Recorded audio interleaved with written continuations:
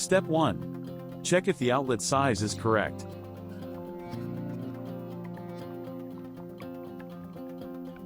Step 2. If a smaller size is needed, cut the pipe spigot according to the measurement on the wall water outlet inner diameter. Step 3. Stretch the flexible pipe reaching the maximum length and connect to drain. Suitable for thread connection.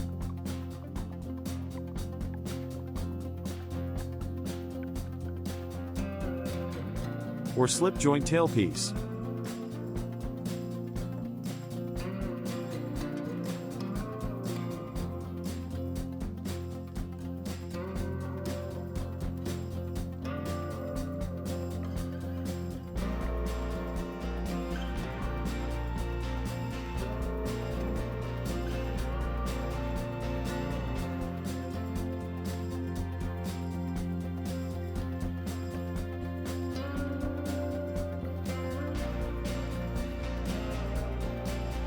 Step 4.